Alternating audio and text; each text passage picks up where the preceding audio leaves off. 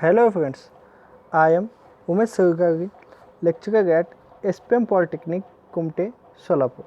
विद्यार्थी मित्रांनो, जर तुम्ही आपला जो कोर्स आहे मॅन्युफॅक्चरिंग प्रोसेस या कोर्सचा लास्ट व्हिडिओ बघितलात तर त्या व्हिडिओमध्ये आपण ऑपरेशन्स ऑन लेथ म्हणजे लेथवरती कोणकोणते ऑपरेशन्स आपण परफॉर्म करू शकतो आणि ते कसे करायचं याबद्दल आपण डिस्कस केलेलं आहे.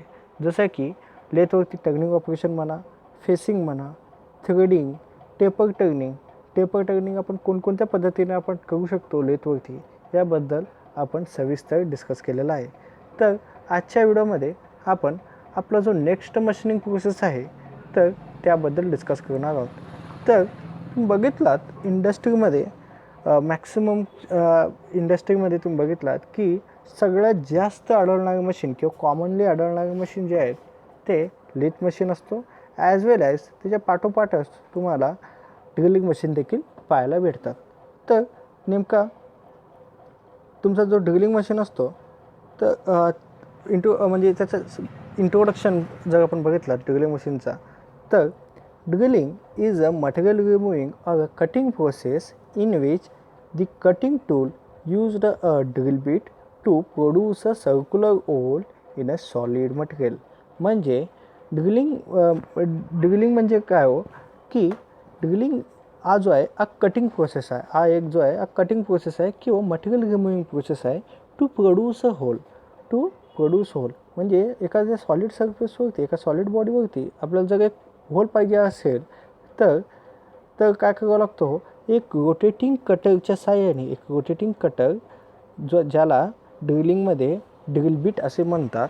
तर रोटेटिंग कटर जेव्हा आपण त्याला फीड देतो वर्कच्या अगेन एका वर्क ज्या ठिकाणी आपल्याला होल पाहिजे त्या पर्टिक्युलर पोझिशनला जेव्हा आपण तो जो ड्रिल बीट आहे जो कटिंग टूल आहे रोटेटिंग कटिंग टूल त्याला फीड देतो वर्क्सच्या अगेन्स्ट, त्यावेळी काय होतं हो त्यावरती कटिंग एज असल्यामुळं तुमच्या कटिंग टूलवरती कटिंग एज असल्यामुळं तो वर्कपीसवरील जो मटेरियल असतो तो रिमूव्ह करतो इन फॉर्म ऑफ चिप आणि आपल्याला पर्टिक्युलरली एक होल प्रोड्यूस होतो.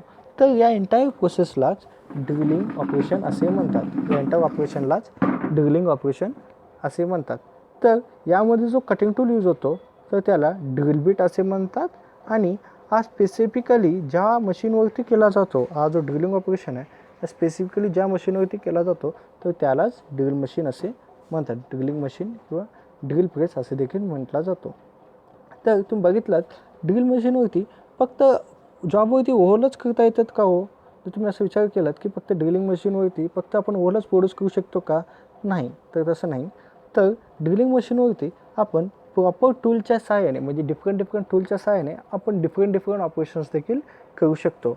फॉर एक्झाम्पल तुम्ही बघितलात आपण ड्रिल मशीनवरती रिमिंग देखील करू शकतो, टॅपिंग करू शकतो, काउंटर वोगिंग करू शकतो, काउंटर सिंक ऑपरेशन असेल, स्पॉट स्पेसिंग ऑपरेशन असेल, तुमचं वोगिंग ऑपरेशन असेल. तर असे डिफरंट जे ऑपरेशन्स असतात ते डिफरंट ऑपरेशन्स आपण ड्रिलिंग मशीनवरती करू शकतो. पण प्रॉपर टूल आपल्याला यूज करावा लागतो. म्हणजे आता रिमिंग ऑपरेशन जर तुम्हाला करायचं असेल तर त्यासाठी रिमिंग टूल यूज करावा लागतो, बोरिंगसाठी बोरिंग टूल यूज करावा लागतो आणि टॅपिंगसाठी तुमचा टॅपिंग टूल असतो तो यूज करावा लागतो. तर अशा पद्धतीनं तुम्हाला ड्रिलिंगवरती होलच नाही तर तुम्हाला असले डिफरंट ऑपरेशन्स जे आहेत ते देखील तुम्हाला करता येतात. एकच मिनिट.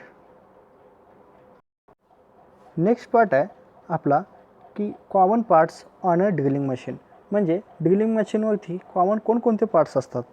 तर तुम्ही बघितलात कोणताही प्रकारचं ड्रिलिंग मशीन असेल, मार्केटमध्ये नंबर ऑफ टाईपचे ड्रिलिंग मशीन असतात, डिफरंट पर्पजसाठी यूज केला जातात.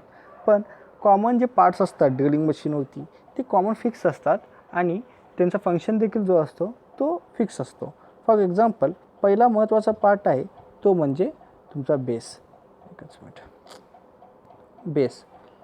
आता बेस म्हणजे काय हो, the base is the part of machine on which the vertical column is mount. The base is made of casting. म्हणजे तुमचा जो बेस असतो हा बेस जो आहे याचा पर्पज काय, हा जो आहे हा तुमचा जो वर्टिकल कॉलम असतो ड्रिलचा, हा जो आहे हा वर्टिकल कॉलम आहे हा वर्टिकल कॉलमला सपोर्ट करण्याचं काम तुमचा बेस करत असतो. तुमचा बेस जो आहे हा वर्टिकल कॉलमला सपोर्ट करण्याचं काम करत असतो. म्हणजेच तुमचा जो एंटायर मशीन आहे हा वर्टिकल कॉलम काय करतो, तुमचा टेबल म्हणा किंवा तुमचा जो ड्रिल हेड आहे तो एंटायर ड्रिल हेडला सपोर्ट करत असतो. म्हणजे ऑटोमॅटिकली तुमचा जो बेस आहे तो बेस जो आहे तो एंटायर मशीनला सपोर्ट करत असतो. एंटायर मशीन जो आहे तो त्याला सपोर्ट करत असतो. तर त्यामुळं तुमचा बेस जो आहे तो कास्टिंगने बनवलेला असतो. कारण तुम्हाला माहीत आहे कास्टिंग जो असतो तो व्हायब्रेशन जे असतात ते व्हायब्रेशन ॲब्झॉर्ब करत असतात किंवा कास्टिंगमुळे कॉम्प्रेसिव्ह फोर्स जो असतो तो कॉम्प्रेसिव्ह फोर्स घेण्याची स्ट्रेंथ जे आहे तो जास्त असतो कास्टिंगमध्ये. मग तुम्ही अजून जर तुम्ही बघितलं तुमचा जो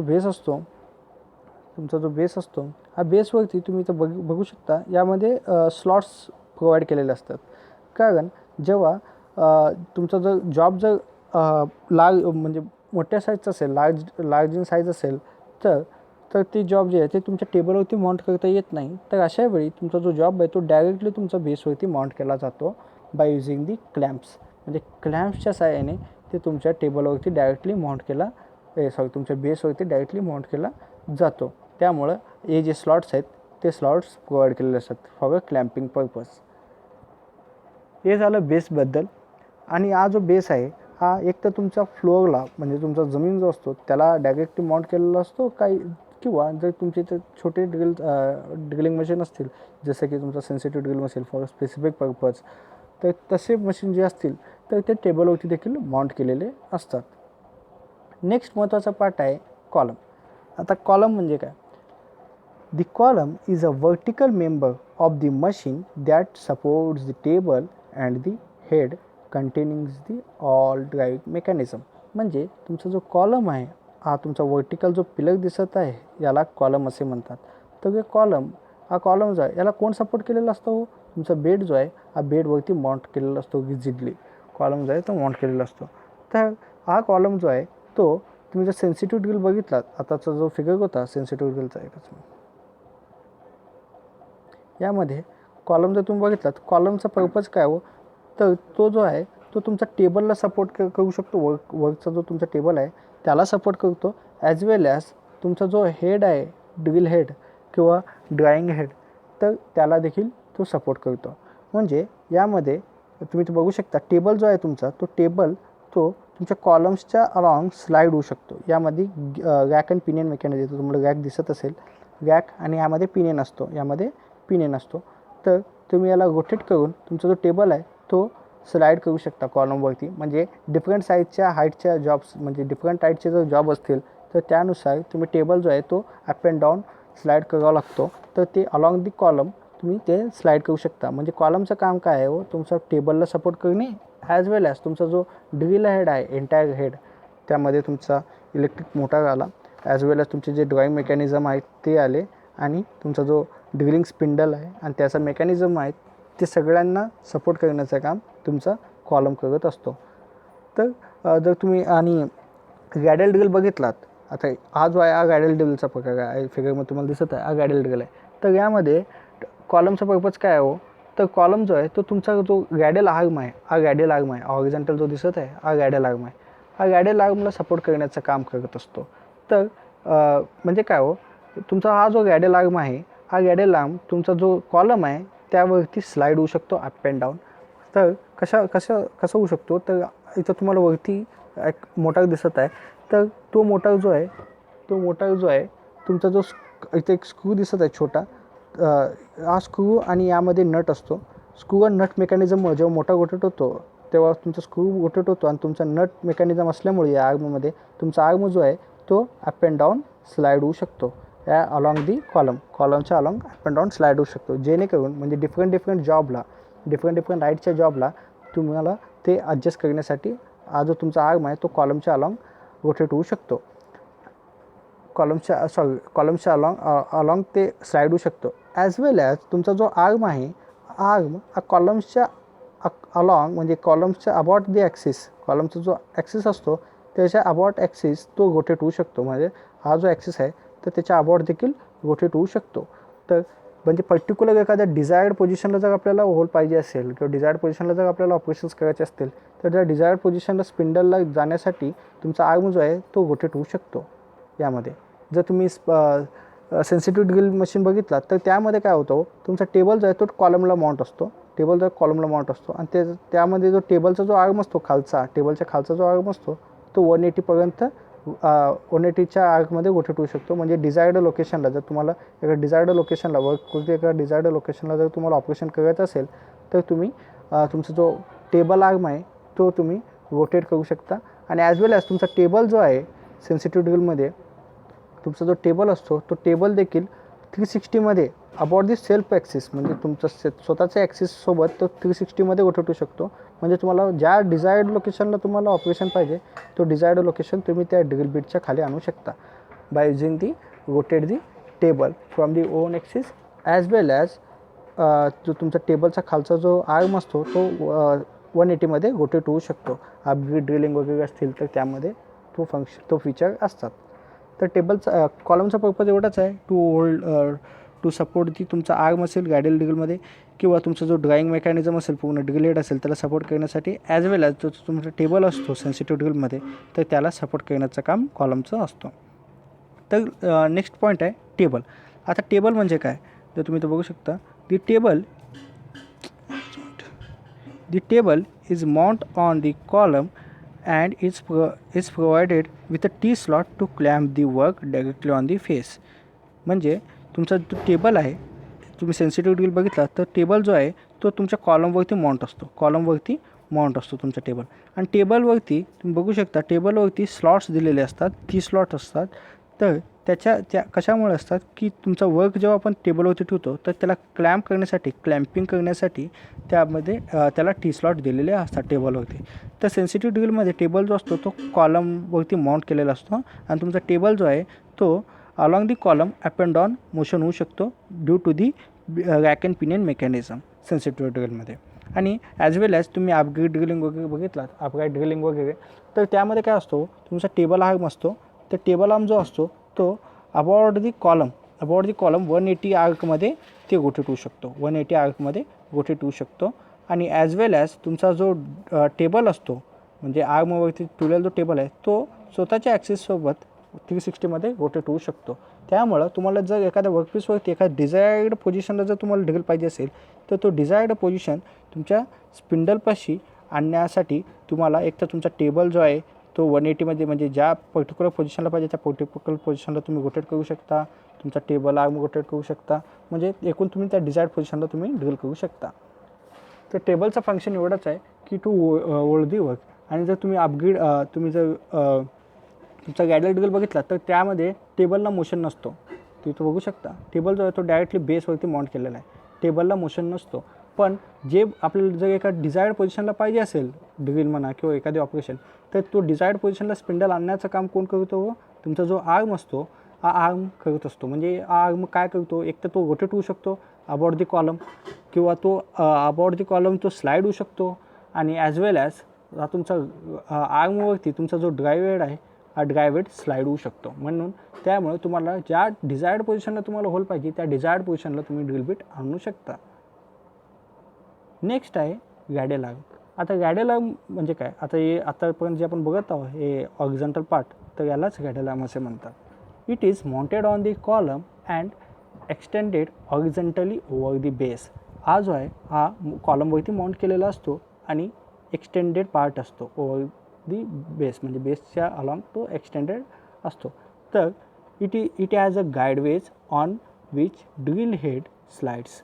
म्हणजे ह्यावरती गाईडवेज प्रोव्हाइड केलेले असतात. तुम्ही तर बघू शकता यावरती गाईडवेज प्रोव्हाइड केलेले असतात की त्यामुळं तुमचा जो ड्रायव्हिंग हेड आहे, एंटायर हा जो मेकॅनिझम आहे तुमचा ड्रिल हेड, तो ड्रिल हेड जो आहे तो यावरती स्लाईड होऊ शकतो. म्हणजे एक्स ॲक्सिसवरती, आता तुम्ही जर याला म्हणला एक्स ॲक्सिस, तर एक्स ॲक्सिसवरती तुम्हाला ज्या पर्टिक्युलर डिझायर्ड पोझिशनला तुम्हाला होल पाहिजे त्या डिझायर्ड पोझिशनला तुमचा जो ड्रिल बिट आहे किंवा तुमचा जो एंटायर ड्रिल हेड आहे तो या गाईडवेजच्या सहाय्याने, ज्यावरती गाईडवेज असतात त्या गाईडवेजवरती तुमचा जो ड्रिल हेड आहे तो स्लाईड होऊ शकतो. ॲज वेल ॲज तुम्ही बघू शकता हा जो तुमचा गायडेड आर्म आहे हा गायडेड आर्म तुमच्या कॉलमसोबत म्हणजे कॉलमच्या सेंटरसोबत रोटेट होऊ शकतो. आणि तसेच तुमचा जो गॅडेल आर्म आहे तो गॅडेल आर्म हा जो आहे हा स्लाईड होऊ शकतो along the column, up and down slide होऊ शकतो. तुम्हाला सांगितलेलं की याच्यावरती एक मोटर आहे आणि इथं तुम्हाला स्क्रू दिसत आहे.